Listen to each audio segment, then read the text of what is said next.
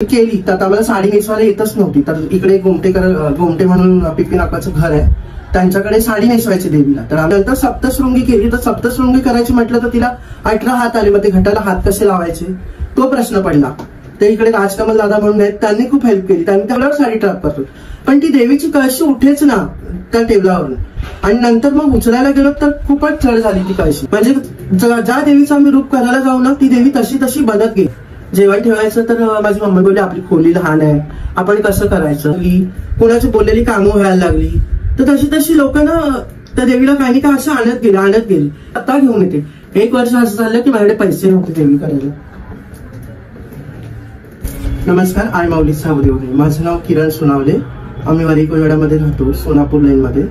आमच्याकडे देवीची स्थापना गेल्या 20 वर्षापासून होते. आणि ती देवीची स्थापना आम्ही पहिल्यांदा अशी साधीच करायचो की साधा नारळ मांडून त्याच्यावर देवीचा चेहरा काढायचो आणि साडी वगैरे आपली साधा तो फ्रॉक लावतात तसंच लावायचं. आणि त्याच्यानंतर मग माझी बहीण एका पेशंटकडे कामासाठी गेलेली. त्या पेशंटनी तिला महालक्ष्मीचा कोल्हापूरचा फोटो दिला. तर ती मला म्हणाली की आपण ही देवी करूया का. तर मी म्हटलं करूया, पण आपल्याला असा मुखवटा कोण बनवून देईल. तर आपल्या गावातील रवींद्र चाफिलकर मूर्तिकार आहेत, त्यांना विचारलं. तर त्यांनी आम्हाला म्हटलं की मी बनवून देईन. बनवून दिला. तर आता साडीचा प्रश्न पडला की साडी कशी नेसवायची. तर आम्ही म्हणजे नौकेच होतो एकदम ह्याच्यामध्ये. आम्ही एवढं काय पारंगत नव्हतो की हे करायला पाहिजे ते करायला पाहिजे. तर आमचे दर्यावरती नलिकापुराचा निर्मल आहेत, त्यांनी आम्हाला खूप हेल्प केली. भवानी कशी नटवायची. मग त्या आमची भवानी नटवायच्या. मग 1 वर्ष आम्ही मुखवटा आणला. तर त्या बोलल्या की हे खूप हेवी आहे, आपल्याला जमणार नाही. तरी पण त्यांनी खूपच सुंदर केली. त्याच्यानंतर मग मी हळूहळू कलकत्ता देवीचा मुखवटा बनवला. त्याच्यानंतर माझी बहीण मग पेशंटकडे गेली, त्यांना ती महालक्ष्मीचा फोटो दिला.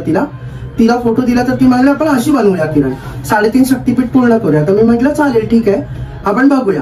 ती केली. तर आम्हाला साडी नेसवायला येतच नव्हती. तर इकडे गोमटे म्हणून पिपी नाकाचं घर आहे, त्यांच्याकडे साडी नेसवायची देवीला. तर आम्ही त्यांच्याकडे गेलो.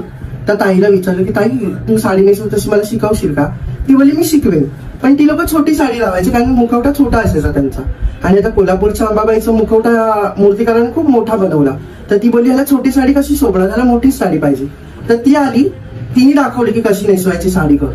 तर फर्स्ट टाइम तिने साडी दाखवली कशी नेसवायची. तेव्हापासून आम्ही साडी नेसवायला लागलो देवीला. त्याच्यानंतर मग 3.5 शक्तीपीठ बनवायचे म्हणून पहिली कोल्हापूरची महालक्ष्मी केली. त्याच्यानंतर आम्ही तुळजाभवानी केली. तुळजाभवानी नंतर माहूरची रेणुका केली. आणि नंतर सप्तशृंगी केली. तर सप्तशृंगी करायची म्हटलं तर तिला 18 हात आले. मग ते घटाला हात कसे लावायचे तो प्रश्न पडला. ते इकडे राजकमल दादा म्हणून आहेत, त्यांनी खूप हेल्प केली. त्यांनी ते हात बनवून दिले. तो बोला मी तुम्हाला बनवून देईन, पण देवी बसवायची कशी हे तुमच्यावर आहे. तर आम्ही म्हटलं ठीक आहे, तू आम्हाला हात तर बनवून दे, जॉईंट करून दे, आम्ही बघू कशी बसवायची ती. त्या वर्षीपासून जे आम्हाला सत्व आलं ना देवीचं, म्हणजे अक्षरशः आम्ही फक्त पहिला देवी अशी नटवतो, कळशीला तो मुखवटा बांधतो नारळाला सळ्या लावून आणि तिकडे साडी ट्रॅप करतो. आणि नंतर मग तिच्या जागेवर ठेवल्यावर साडी ट्रॅप करतो. पण ती देवीची कळशी उठेच ना त्या टेबलावरून.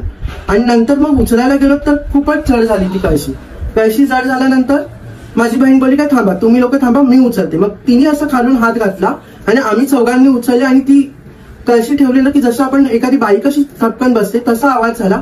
आणि ती कळशी हल्लीच नाही त्या वेळेला तिकडनं, म्हणजे हलतच नव्हती, एकदम अशी बसून राहिली. नंतर माझ्या मैत्रिणी होत्या प्रति आणि वैष्णवी, त्यांना सांगितलं की आपल्याला साडी ट्रॅपिंग करायची. त्या म्हणाले ठीक आहे किरण, जशी वणीची असेल तशीच आपण करूया. त्यांनी साडी ट्रॅपिंग करायला घेतली. मी म्हटलं साडी ट्रॅपिंग करायला तर आपण घेतली, पण आता हिच्या हाताला पण साडी आली पाहिजे आणि खाली पण. त्या म्हणाल्या आपण करूया. जशी साडी नेसवायला घेतली हुबेहूब तिच्या सारखीच साडी झाली. म्हणजे ज्या देवीचं आम्ही रूप करायला जाऊ ना ती देवी तशी तशी बनत गेली. त्याच्यानंतर अंबेजोगाई केली, चंडीमुंडी देवी केली, यल्लम्मा केली, असं बऱ्याचशा आम्ही देवी केल्या.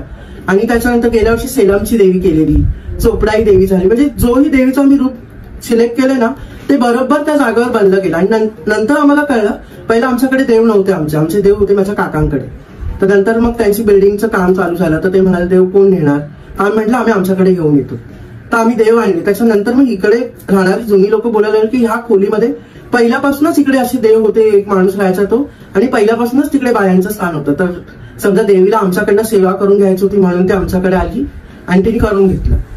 त्याच्यानंतर मग आम्ही असं साधंच देवी करायचं, असं म्हणजे घरातली लोक, तेव्हा आमच्या कुटुंबातली लोक पण कमी यायची देवीला. आणि नंतर मग सगळीजण आम्ही एकदा देवीनेच आम्हाला एकत्र आणलं. नंतर आम्ही देव नवीन घडवले, देव सगळं जेजुरीला सगळं व्यवस्थित केलं. तर नंतर आम्ही सगळे एकत्र होत गेलो. नंतर हा उत्सव हळूहळू चालू झाला. त्याच्यानंतर मग पहिला आम्ही असंच मी ठरवलं की आपण 1 दिवस तरी जेवण ठेवायचं. जेवण ठेवायचं तर माझी मम्मी बोलली आपली खोली लहान आहे, आपण कसं करायचं. तर मी म्हटलं मम्मी आपण साधा पुलाव भात वगैरे असं प्रसाद ठेवू आणि आपण तोरणात देऊ.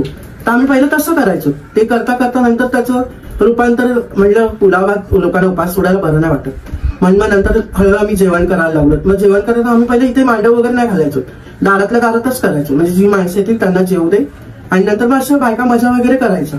मजा करायच्या नंतर हळूहळू त्या देवीचं स्वरूप एवढं मोठं होत गेलं की ती कोणाच्या हाकेला धावायला लागली, कोणाची बोललेली कामं व्हायला लागली. तर तशी तशी लोकांना त्या देवीला काही का असं आणत गेली. त्यानंतर मग आणत गेली तर म्हटलं आता चल, म्हणून मग नंतर आम्ही हळूहळू तो मांडव बांधायला लागलो. म्हटलं मैदानात जेवण घ्यायचं, आपण एक ड्रेस करायचं. बाय आमच्यापेक्षा जास्त हाऊस आमच्या शेजाऱ्यांना, म्हणजे शेजारची सगळी लहान मुलं बोला किंवा मोठी माणसं बोला सगळी जण एकत्र होतात आणि हा उत्सव साजरा करतात. म्हणजे ती आमच्या फक्त कुटुंबाची देवी नाही राहिली, तर माझ्या सर्व मित्र परिवाराची आणि इकडच्या सर्व शेजाऱ्यांची ती देवी झाली.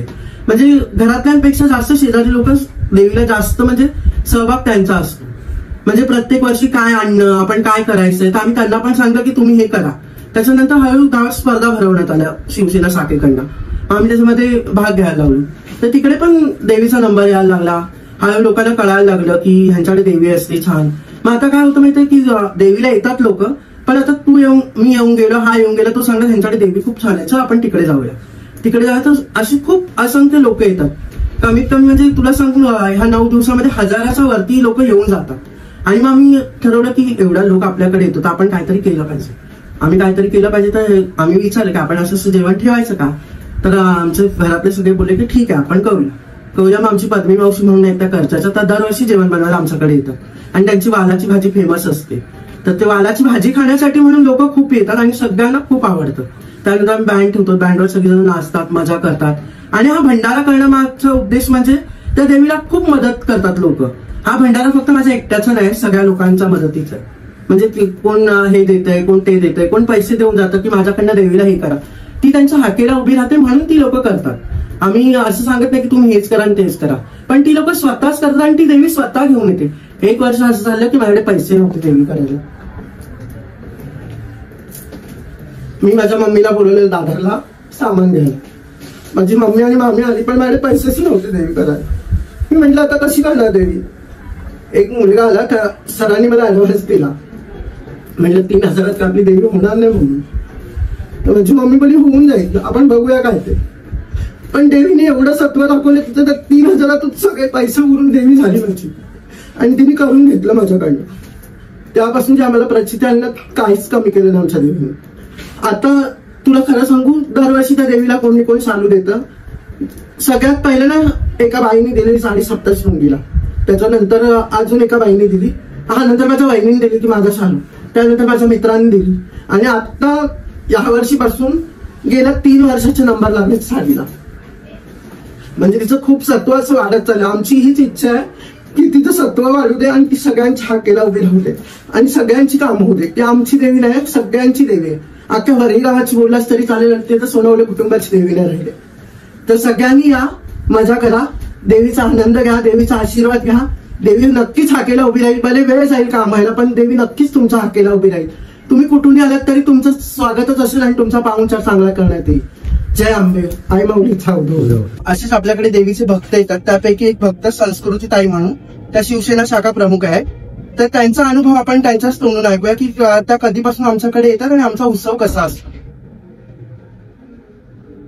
नमस्कार, माझं नाव संस्कृती सावंत आहे आणि किरण आणि आमची माई ह्या दोघांमुळे मला या देवीचं दर्शन आणि देवीचा महिमा, खरं तर या देवीकडे जे आपण मागू ते अगदी तुमचं परिपूर्ण होतं याचा अनुभव आमच्या घरी आलेला आहे.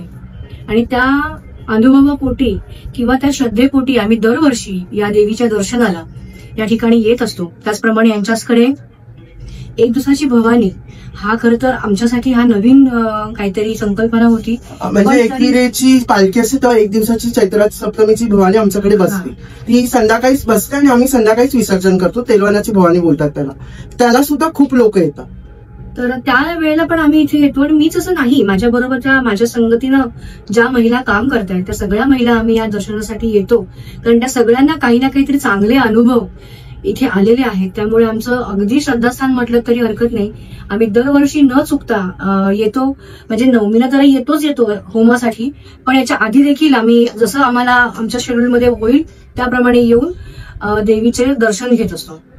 याच्या पुढेही आम्ही असंच कायम ह्या देवीच्या दर्शनासाठी येत राहू, कारण ते आमचं एक आशेचं स्थान आहे, ते आमचं एक श्रद्धास्थान आहे आणि त्यासाठी आम्ही इथे कायम येत राहू. थँक्यू.